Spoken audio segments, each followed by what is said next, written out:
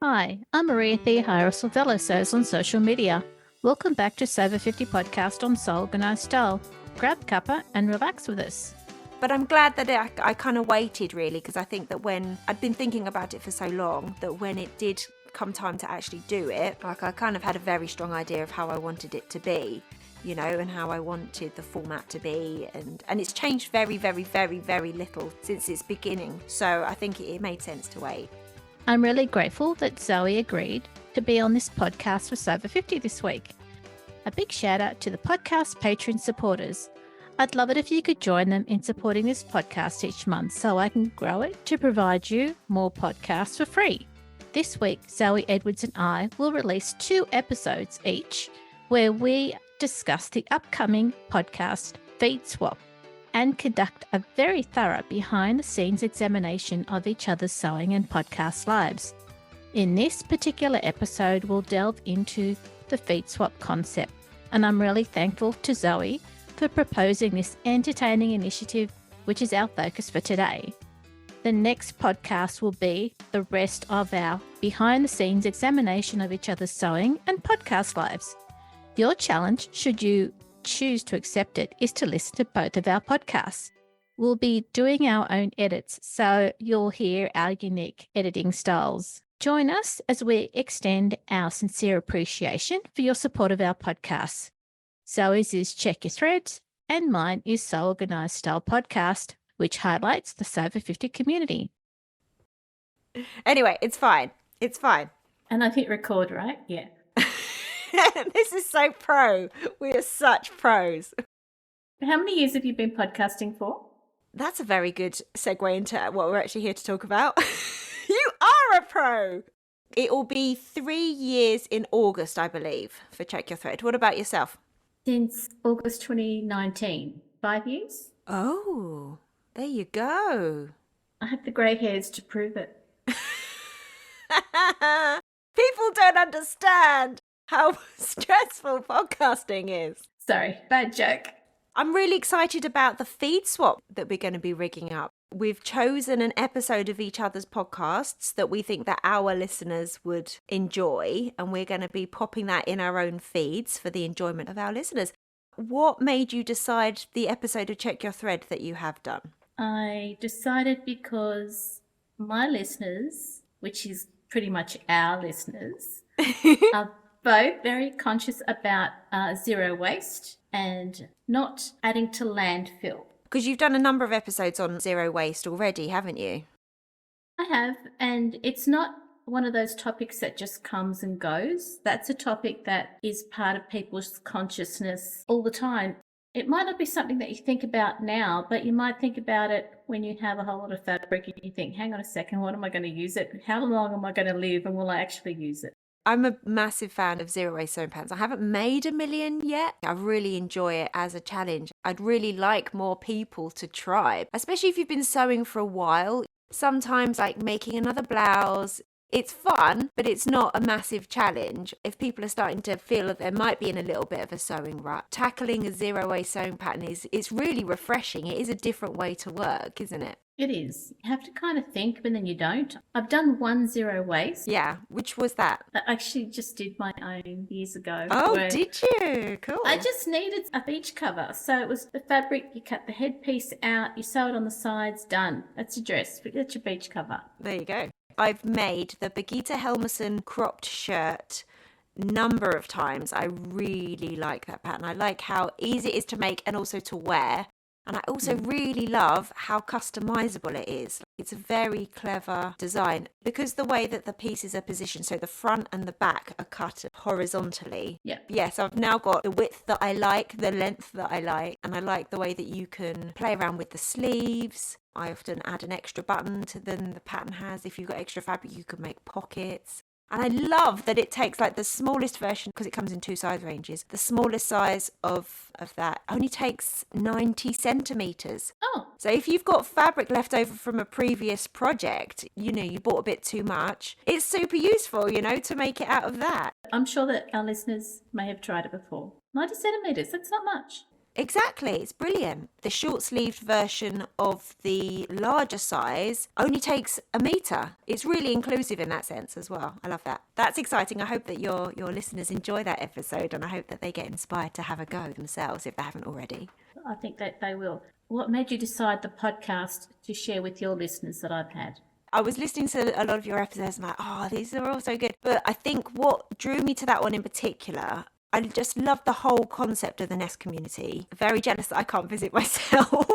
It was so heartening to know, that there's really good stuff going on at a large scale, that it's impacting a lot of people's lives. And I really love that. And also, coincidentally, around the same time that we were having a conversation about rigging up a feed swap, I put out a little poll for my patrons via Patreon of all the different kind of topics. The podcast, its focus is sewing more sustainably. Yeah. Within that, there's a lot of different themes, from natural dyeing to zero waste patterns to using your scraps to kind of sewing on a budget. There's so many different aspects within that I come back to again and again. And I really wanted to kind of get an idea from the people that are most invested in the podcast, what they enjoy, so I can tailor my content going forward with a focus on that. And one of the topics that I listed in that got a lot of votes was episodes on community, because I speak to a lot of individuals like most podcasts, and I really wanted to have more of a focus on community, and that just came up at the perfect time. And I was like, this is all about an incredible community.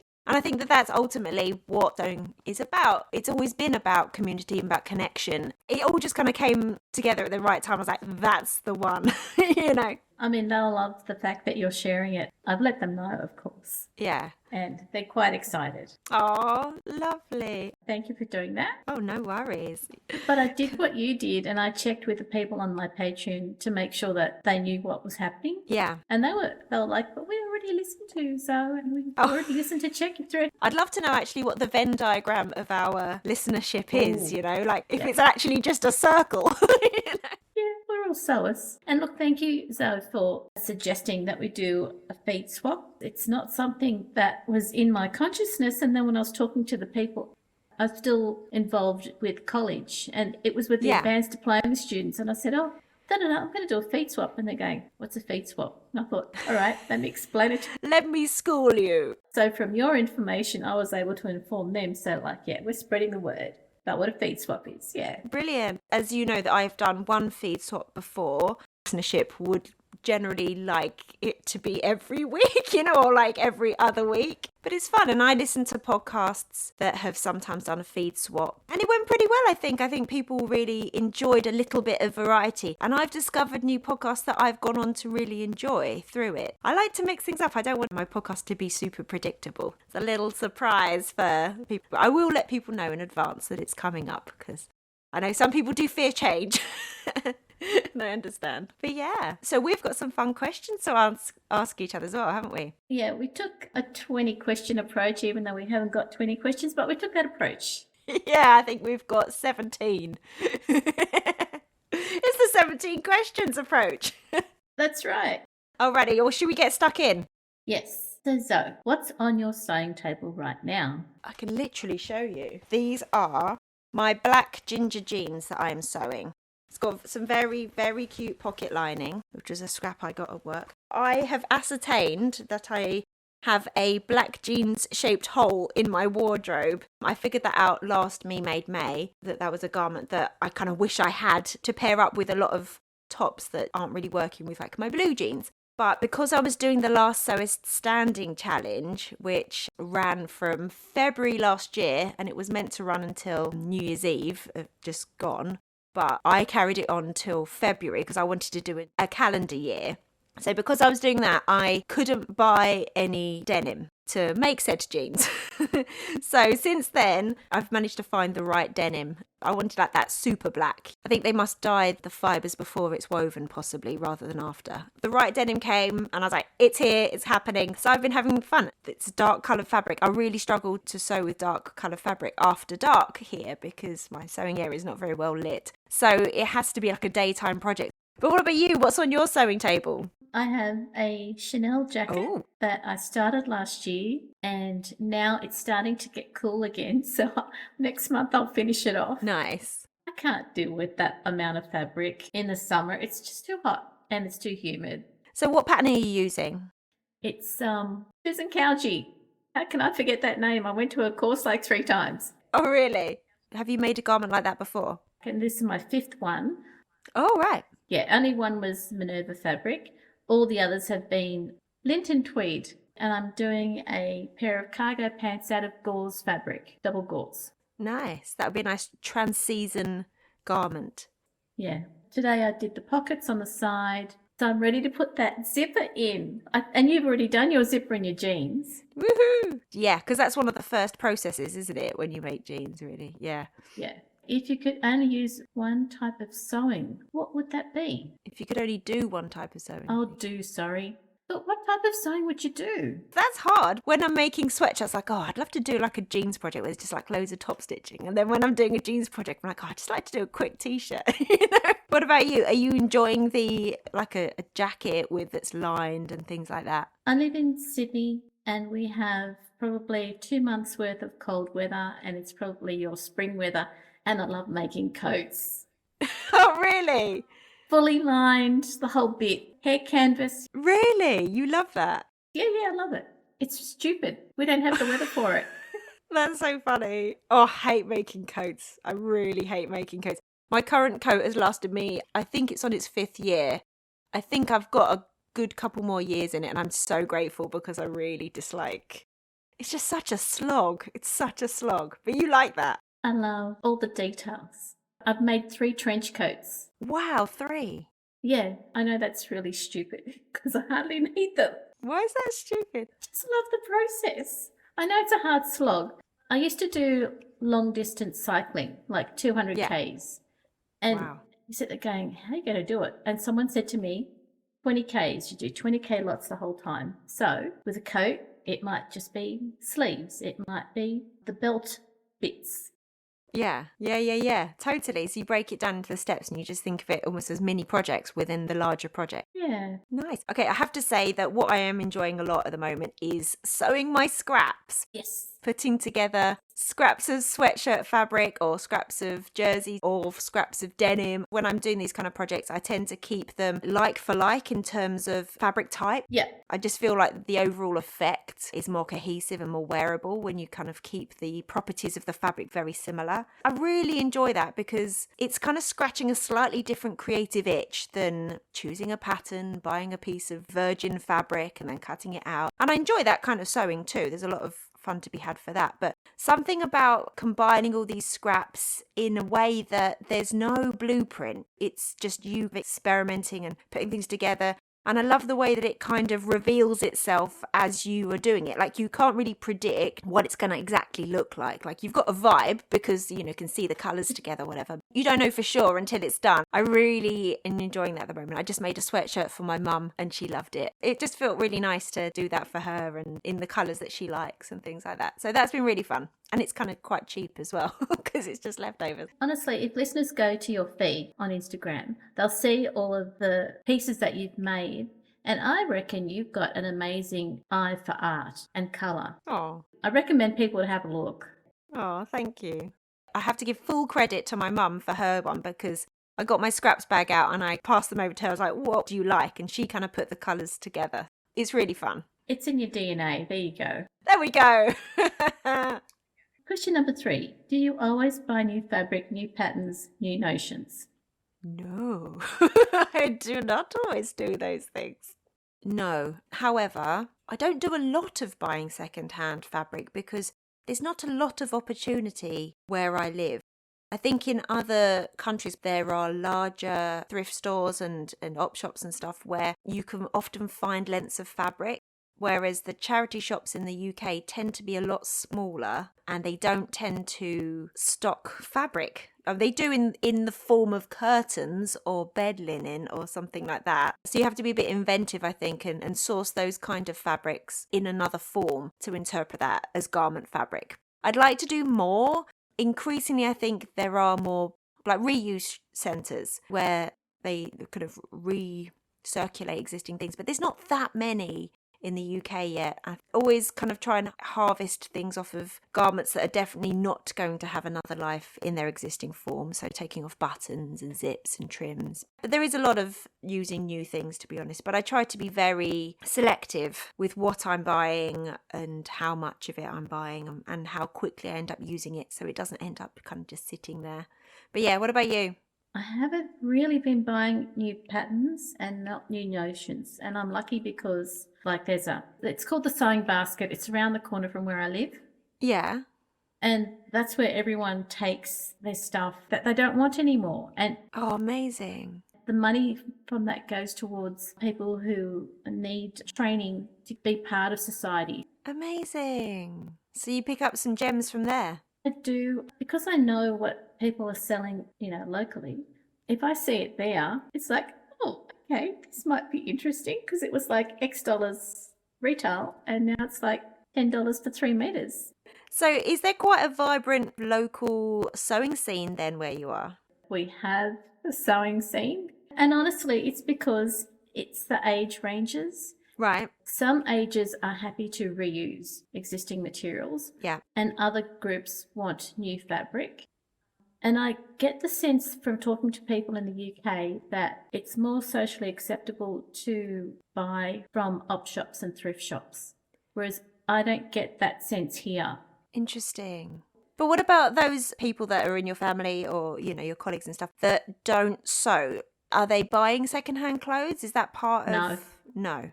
No, not at all. Interesting. So who is buying secondhand clothes? Yeah, we do. For schools, there is a lot of reselling of school uniforms because in Australia, we're into school uniforms, whether it's public or private school. Yeah. Yeah. Yeah, same here.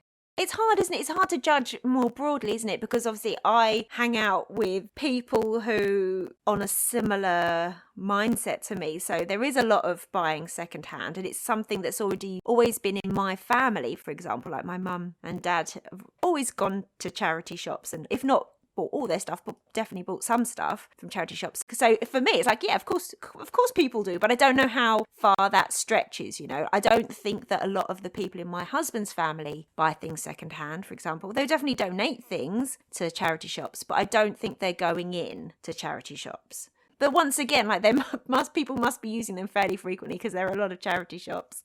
Yeah, that's right. But hopefully things like that are shifting a little bit. Hopefully. Yeah. Yeah. So what are the prices like in the op shops there? Are they kind of definitely cheaper than if you were to buy something new, or kind of fairly comparable to like the lower end of the high street or something? I'd be the wrong person to ask because I make everything. Could you make everything? Yeah. I do. We'll have to ask listeners to write in and let us know. That's right. What do you think happens in Australia? Is it comparable to the UK? Yeah. Question number 4. We're going through them really fast. No, I don't think we are. I think this is good. This is good. Yeah, it's good. We're having a good discussion.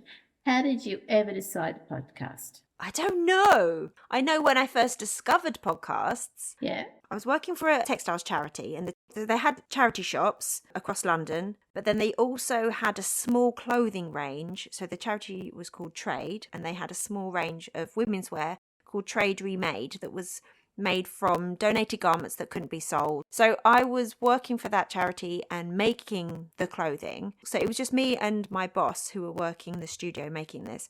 And she went on maternity leave, so I was on my own. I was just listening to radio and stuff, and then I'd remembered a friend of mine was talking about podcasts, and I managed to find some on the laptop, and I started listening to This American Life. I think was the first one I listened to, and yes, I got so into it. I was listening to maybe 6 episodes a day, because they have a really big backlog as well, don't they? They do. I fell for it. I really fell for it, and I just loved it.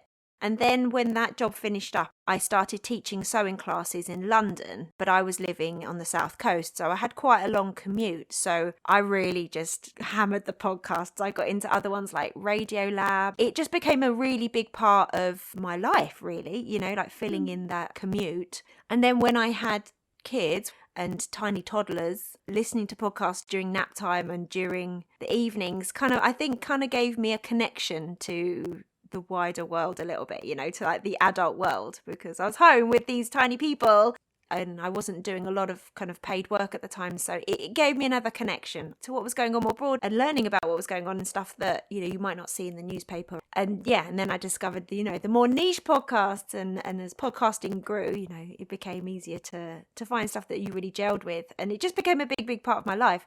And then I think because I had my blog, I've had my blog for over 15 years now, I was used to sharing my thoughts and feelings and motivations around sewing. I was used to that being as much of part of my sewing as the actual finished outcome, and talking about and writing about a lot of, like the things that intersect with sewing, like body positivity and gender and, waste and sustainability and all sorts of things. I was always interested in exploring, making something and exploring those ideas and stuff. Anyway, so that was a big part of my sewing life and my life anyway. So I think that at some point, I can't remember exactly when, but at some point it was the kind of the framing of sewing as well as sewing itself. And what I was trying to do when I was clear, like, oh, I could start a podcast. Like I could start a podcast about sewing. Like blogs were on the wane, weren't they? Especially when Instagram came in. But I think I was, as much I enjoy Instagram and enjoyed kind of sharing my makes in a quicker form, you don't have a lot of space for nuanced conversation in a caption, and also it's difficult to engage other people and get like a really interesting nuanced conversation going on. So I guess I missed that aspect of blogging. Yeah, and at some point the idea came to start a podcast. It took a good couple of years from the idea of when I should start a podcast to it actually starting. I think like the pandemic got in the way, tiny children got in the way. I wrote a book. So I wrote a book and that took up a good 6 months. So that kind of put the podcast development on hold. But I'm glad that I kind of waited really, because I think that when I'd been thinking about it for so long, that when it did come time to actually do it, like I kind of had a very strong idea of how I wanted it to be. And how I wanted the format to be. And it's changed very, very, very, very little since its beginning. So I think it made sense to wait. Your podcast is really cohesive. From the time you did your first episode, you had everything. You had the format, you had the look, your values of how you think about sewing and the sewing community and everything around it is really reflected in what it is you do for every single episode. Oh, thank you. That's very sweet of you. And that's what I loved about the fact that when you did it, it was like on point every single time. And I thought, you're so good. You've just always been so supportive as well. I've always been supportive of Me Made May, and you're super supportive of Check Your Thread as well. So I'm so grateful for that. My pleasure. But what about you? A lot less planning than you did. A whole lot less. I tend to think, oh, let me try this. And I jump in and think, oh, actually, maybe I should have done this. Maybe I should have done that. And I start tweaking. And that's how the podcasts. But that's brilliant. It was only supposed to be once a fortnight. Yeah. And so that was August 2019. And when you start, you have to have 3 episodes. So I had 3 episodes and I had a couple of people. And then that didn't work and that was fine. And then the pandemic hit. March 2020, and then like a lot of people I was quite shocked. So I thought I need to do an episode a day for the weekdays, really short, because I couldn't figure out what day it was, and I couldn't figure it because I was working from home, right? And on the weekends you're at home. So I was like, how do you differentiate a work day from a weekend when you're home? Yeah. So then it was, you do more work apparently. Apparently. How do I create on my own? And that's why I partnered with the Australian Sewing Guild on a Monday, Socialist on a Tuesday. Wednesday, Amy from Brisbane, Amy Chewett, she sort of helped me out a little bit there. Thursday was Sew Over 50, and if you ask Sandy, was like, I didn't know we were going to be doing this every week. She was really good. And then Fridays was mending, and I was able to find different people. So again, I tweaked it then. That's so much work. I just can't even imagine what your inbox looked like trying to navigate all that and bring it all together. That's like more than one job in itself on top of your job. I was working full time, yeah. How did you find the time for all that? That sounds a lot. I think there was some days that I only slept like 5 hours. Maria, what are you doing to yourself? Or what were you doing to yourself? I don't know. It seems to be a theme.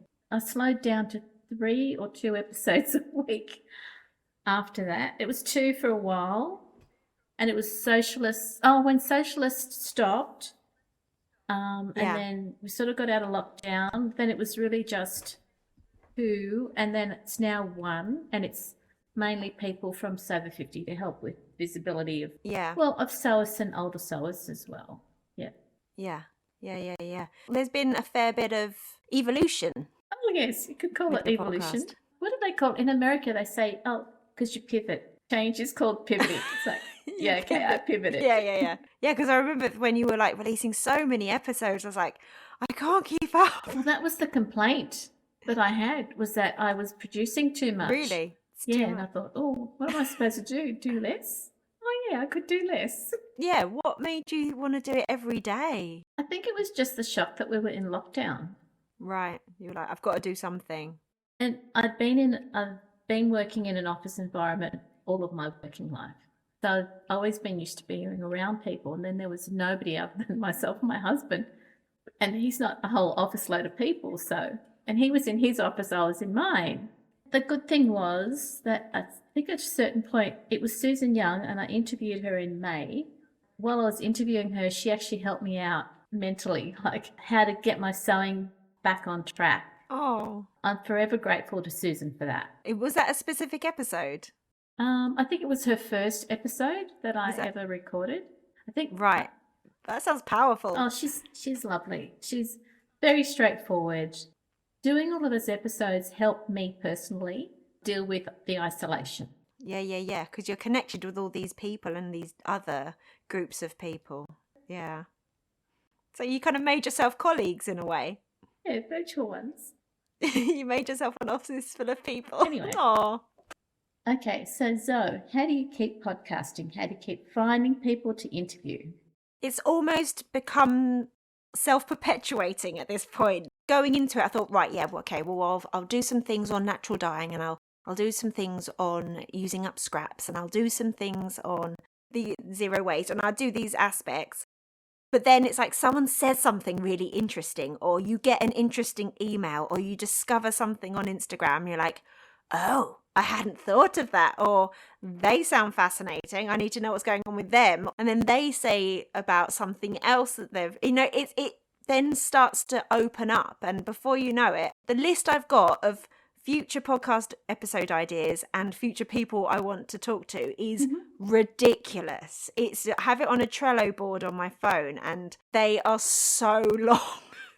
Literally every week I'm finding more people that I want to talk to, and I can't keep up. Like, I cannot keep up. I don't think I'll ever run out of people that I want to talk to, because everyone has got a different angle. And also a lot of people, then they don't just do some stuff and then they don't do any more things. They keep doing stuff and they keep going in different angles and doing their own explorations or being part of new things. Sometimes I invite previous guests back on, and also people are multifaceted. So for example, I spoke to my friend Kim Witten, who was my former coach. I had a coach for a little bit, and we had a conversation about creating personal manifestos. We did that in replacement of like New Year's resolutions. We could talk about making personal manifestos as something more fundamental and potentially something that would help you more deeply than making some, I want to exercise more or whatever, which is obviously a good aim. But then also, she's also an amazing coach, very good at self-coaching. And it's like some conversations we had led to like, oh, okay, well, how can we self-coach through problems? And then that became an episode. And then she's really got into sewing recently. So she came with me to a sewing thing. So, like one person, you can end up thinking like, oh, I need to talk to you again. I need to kind of explore this other thing with you. Like, for example, when speaking to Birgitta Helmerson, like I had a great conversation with her all about the really interesting evolution of how she went from being a quote unquote regular sewing pattern designer through to zero waste. And then she released a book. And I was like, well, that's fascinating. I need to know all about that. People keep doing stuff and I want to keep hearing about that stuff. I find it's really easy to find things. And also I think you can come at topics from lots of different angles as well. Do you know what I mean? You can come at things from so many different angles that you reel the minutiae right up to the big picture. Yeah, I don't think I'm ever going to run out of ideas. And I think at the beginning I thought, oh, I don't know what's going to happen. Will I be done? And no, never done, And you're right. What about you? One of the things that I struggle with is I find people And I actually want to talk to them about other aspects. Most people who come on Sew Organised Style podcasts, they're not there to sell anything. It's just about them and their sewing. But then you find out all these other aspects about their life, what they've influenced, what's influenced them. And it's never the same. Like there's always something different. And then some of them have a particular interest. They might have contributed something else to the community that you wouldn't imagine you would see on Instagram, because it's just a picture and a few words. So it's not much, and they might not put it in their blog. Yeah. I don't ask people personal questions because they're all new. Most of the time when I'm going through the interview process, it's not their normal experience, right? So they're obviously nervous, but I try to make sure that they're not nervous. Yeah. And once I say, okay, we've finished recording now, we go, yeah. And then we just have this relaxed conversation and other things come out. Yes. I know. I'll be listening to them and I'll say, so-and-so, do you mind if that part that you talked about X, Y, Z, can I put that in? And they're like, yeah, sure, no worries. So that kind of helps.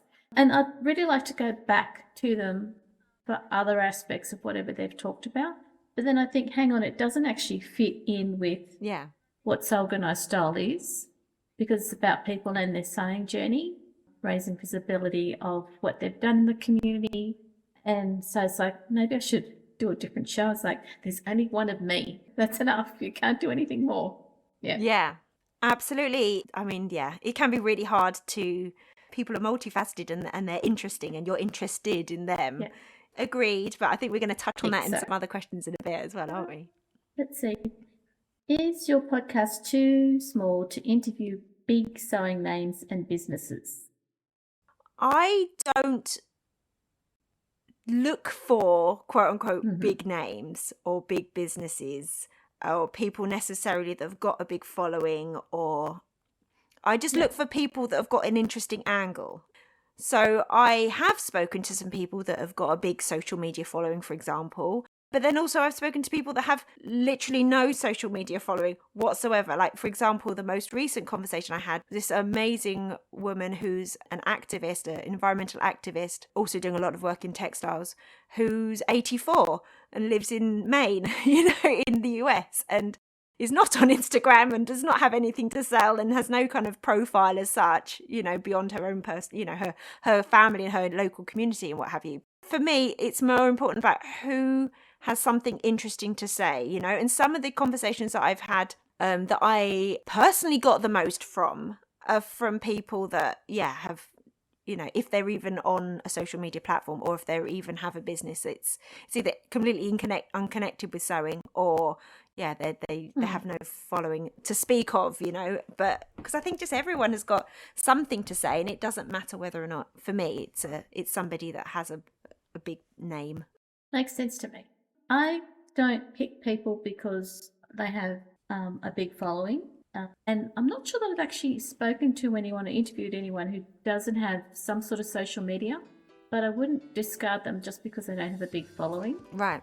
I think that's the same for me. Like, most of the people that I do speak to do have a social media presence because that's how I find them. Yeah. For the podcast, I only interview people who are doing things for the community. So if they happen to be known, if they happen to have a business, great. But if they're not doing anything in particular for the sewing community from a social perspective, raising visibility, then it's not a good fit. Yeah. And there are other podcasts that they can go to and that they do go to. Yeah. This episode of Sew Over 50 podcast on Sew Organised Style was produced by me, Maria Theoharis, with permission of Zoe, sound by bensound.com. Many thanks for the ongoing support of the podcast Patreon contributors. Their ongoing monthly support enables me to develop these podcasts for free, and I hope that you'll join them. You can subscribe to Sew Organised Style podcast spelled with an S and a Z on all good podcast apps. Make sure you go back and listen to our free Sew Over 50 podcast archive on Sew Organised Style podcast. We look forward to joining you in your sewing room next time. Stay safe, everyone.